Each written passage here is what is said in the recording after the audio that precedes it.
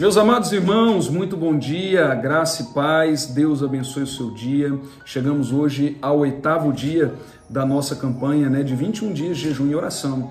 E eu tenho certeza que Deus tem uma palavra ao seu coração hoje. O tema de hoje é uma vida restaurada, está lá no Evangelho segundo escreveu Marcos, capítulo número 5, verso de número 1 em diante. Diz o texto: eles atravessaram o mar e foram para a região dos Gesarenos. Quando Jesus desembarcou, um homem com espírito imundo veio dos sepulcros ao seu encontro. Esse homem vivia nos sepulcros e ninguém conseguia prendê-lo, nem mesmo com correntes, pois muitas vezes lhe haviam sido acorrentados pés e mãos. Mas ele arrebentava as correntes e quebrava os ferros de seus pés. Ninguém era suficientemente forte para dominá-lo. Noite e dia ele andava gritando e cortando-se com pedras entre os sepulcros e nas colinas. Quando ele viu Jesus de longe, ele correu, prostrou-se diante dele e gritou em alta voz: que queres comigo, Jesus, filho do Deus Altíssimo? Rogo-te por Deus que não me atormentes, pois Jesus lhe tinha dito: saiam desse homem espírito imundo. Então Jesus lhe perguntou: qual é o seu nome? Meu nome é Legião, respondeu ele, porque somos muitos. E implorava a Jesus com insistência que não os mandasse sair daquela região. Uma grande manada de porcos estava pastando numa colina próxima.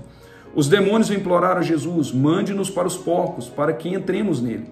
Ele lhes deu permissão e os espíritos imundos saíram e entraram nos porcos. A manada de cerca de 2.000 porcos atirou-se precipício abaixo em direção ao mar e nele se afogou. Os que cuidavam dos porcos fugiram e contaram esses fatos na cidade e nos campos, e o povo foi ver o que havia acontecido. Quando se aproximaram de Jesus, viram ali o homem que fora possesso da legião de demônios, assentado, vestido e em perfeito juízo, e ficaram com medo. Os que estavam presentes contaram ao povo o que acontecera ao endemoniado e falaram também sobre os porcos. Então o povo começou a suplicar a Jesus que saísse do território deles. Quando Jesus estava entrando no barco, o homem que estivera endemoniado suplicava-lhe que o deixasse ir com ele. Jesus não permitiu, mas disse: vá para casa, para a sua família, e anuncie-lhes quanto o Senhor fez por você e como teve misericórdia de você. Então aquele homem se foi e começou a anunciar em Decápolis o quanto Jesus tinha feito por ele, e todos ficaram admirados. Amém. Amado, você já percebeu, ou melhor, já passou por situações nas quais existem pessoas que são indesejadas? Ninguém quer essas pessoas por perto, Ninguém dá atenção, porque essas pessoas, para muitos, causam constrangimento, incômodo ou até mesmo é uma ameaça, Você já se pegou ali desejando nunca mais ver alguém? Por que essa pessoa te causa ali alguma inquietação? Pois é, gente, esses sentimentos eram os mesmos sentimentos que a população de Gadara nutria por aquele homem que vivia ali nos sepulcros. Ninguém queria ele por perto. O mal degradava a sua moral, degradava ali o seu corpo. Ele provavelmente era considerado aquela pessoa que não tem mais jeito, não tem recurso, é um caso perdido, E que o melhor seria manter essa pessoa bem distante e, se possível, presa. A Bíblia aqui ela vai nos relatar uma linda história de restauração de um homem, quando ele se encontra ali com Jesus. Então ele é totalmente restaurado. Então, o que aprendemos aqui desse relato bíblico que acabamos de ler? Primeira coisa que eu quero dizer para vocês: Deus sempre toma a iniciativa de ir ao encontro dos perdidos. Gente, isso é muito lindo. A ida de Jesus até aquele lugar foi de propósito. Ele sabia que existia lá um homem, preso, e foi ao encontro dele. E afinal de contas, Jesus veio para libertar os cativos. Jesus veio para isso. Nós vemos ali na Bíblia o tempo todo o Senhor indo ao encontro daquele que se perdeu. Nós vemos isso com Adão no Éden. Nós vemos ali com Caim, quando ele matou o seu irmão Abel. Também nós vimos isso ali com Zaqueu, quando Jesus afirma que ele veio buscar e salvar o perdido. O Senhor se importa conosco, meu amado. Ele se importa. Ele nos viu como ovelhas sem pastores. E ele veio para se tornar o grande pastor das ovelhas. Amém. Segunda coisa que esse relato nos ensina é que há uma luta envolvendo a vida de cada pessoa. A caminho de Gadara, quando eles estavam indo ali para Gadara, Jesus e os seus discípulos, eles enfrentaram ali uma tempestade violentíssima para atravessar o lago e chegar até aquela região.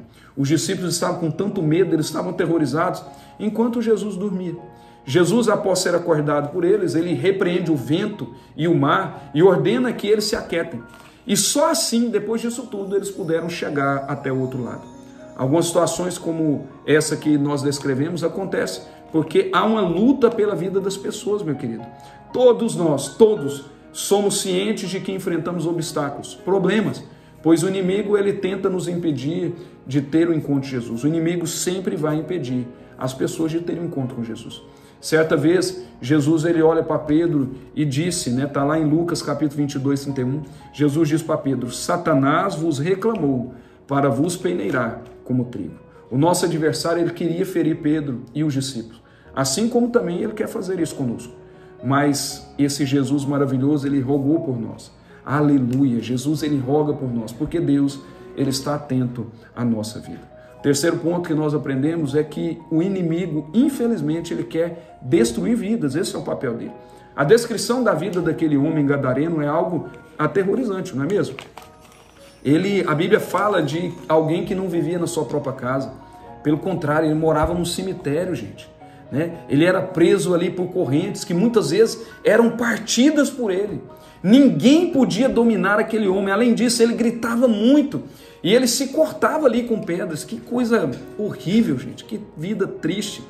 O texto ali ainda deixa evidente que a causa do estado daquele homem se devia a uma ação demoníaca. Ele era possuído por uma legião de demônios. Uma legião romana, um grupo de soldados romanos, era composta por 6.000 soldados. Imagine isso, gente.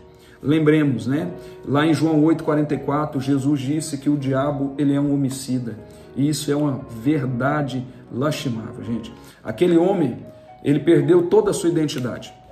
E ele não foi criado para isso, para viver daquela forma. E talvez você que está me ouvindo não esteja numa situação como aquele homem está. Mas você está percebendo que tem algo que prende você, que te amarra, que te leva para onde você não queria ir.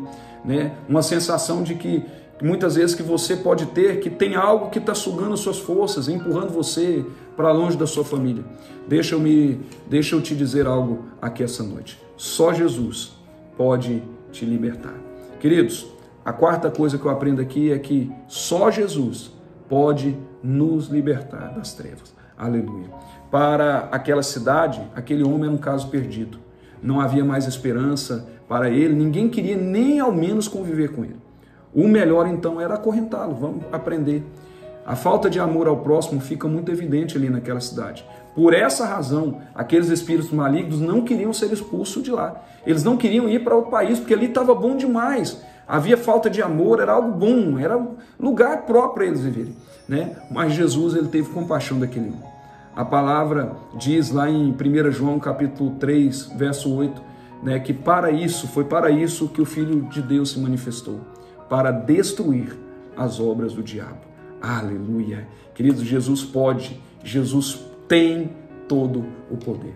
Veja o que aconteceu em uma das viagens missionárias de Paulo. Alguns judeus, eles tentaram, ali em uma das viagens dele, tentar expulsar demônios sem um compromisso com Jesus, de qualquer forma, e eles foram totalmente derrotados. Lá em Atos capítulo 19, 13, vai dizer que alguns judeus que andavam expulsando espíritos malignos tentaram invocar o nome do Senhor Jesus sobre os endemoniados, dizendo: em nome de Jesus, a quem Paulo prega, eu lhes ordeno que saiam. Os que estavam fazendo isso eram 7 filhos de Seva, um dos servos dos sacerdotes dos judeus. Um dia o espírito maligno respondeu para aqueles homens: Jesus eu conheço, Paulo eu sei quem é, mas vocês, quem são? Então o endemoniado saltou sobre eles, os dominou, espancaram eles com tamanha violência que eles fugiram da casa pelados e feridos. Queridos, eles levaram o couro do diabo. Quando aconteceu com Paulo, o resultado foi totalmente diferente. Olha lá, o mesmo lá em Atos capítulo 16, verso 18 vai dizer: Paulo, ele continuou fazendo isso por muitos dias. Finalmente Paulo ficou indignado, voltou-se e disse ao Espírito: em nome de Jesus Cristo eu te ordeno que saia dele. No mesmo instante, o Espírito a deixou. Pedro, quando vai pregar ali para os gentios, ele declara a essência do ministério de Jesus. Qual é, pastor? Atos 10. Como Deus ungiu a Jesus de Nazaré com o Espírito Santo e poder, e como ele andou por toda parte, fazendo bem e curando todos os oprimidos pelo diabo, porque Deus estava com ele. Queridos, Jesus deseja, Jesus quer, e só ele pode libertá-lo. Os demônios, ao vê-lo, se prostraram e reconheceram nele toda a autoridade. E por fim, o quinto item é a obra de Jesus, ela é completa, queridos. Jesus é um Deus completo, né? A obra dele é completa. A obra de restauração do Senhor, ela é completa. Ele não faz recalchutagem, nem apenas uma melhoria. Pelo contrário, ele faz tudo novo. De acordo com o relato bíblico, depois de liberto por Jesus, aquele homem, primeiro, estava sentado, né? Agora ele tinha paz, podia se sentar e conversar. Não precisava andar de um lado para o outro atormentado. Segundo, ele estava vestido, né? Ele não precisava mais andar envergonhado, toda a sua nudez foi coberta por Jesus. Terceiro, aquele homem, depois de ter esse encontro com Jesus, ele estava em perfeito juízo. Ele não era mais um louco, varrido, um doido. Ele tornou-se uma pessoa sensata, equilibrada, que podia conviver com os outros. E em quarto, através do encontro com Jesus, ele tornou-se testemunha de Jesus. Isso aqui é muito forte. Quando Jesus estava indo embora, aquele homem, ele manifestou o desejo, ele disse: Senhor, eu quero ir contigo. Porém, Jesus não permite, mas ordena que ele vá contar aos outros o que Deus tinha feito com ele. Logo após o encontro, queridos, logo após o encontro dele com Jesus, ele já se tornou, aquele homem, um pregador do Evangelho. Ah, meu querido, isso é lindo demais. E para concluir, aquele homem, então, considerado um caso perdido, por todos naquela cidade, foi completamente restaurado por Jesus. Ele tornou-se uma testemunha de Jesus ali na região de Decápolis. E quanto a nós? Nós já tivemos, você já teve aí um encontro com Jesus? Já fomos transformados por Ele? Se a sua resposta é não, converta-se, querido, ao Senhor Jesus, seja livre como aquele homem foi. E todos nós que já experimentamos o poder restaurador de Jesus em nós, vamos contar, vamos falar, gente, vamos declarar aquilo que o Senhor fez por nós. Todos nós temos uma linda história para contar. Você tem uma linda história para contar. Abra sua boca, conte. Deixe Deus fazer através de você. Amém? Deus abençoe seu dia, que você tenha uma excelente segunda-feira, em nome de Jesus. E até amanhã, no nosso 9º dia da nossa campanha de 21 dias de jejum e oração. Deus te abençoe.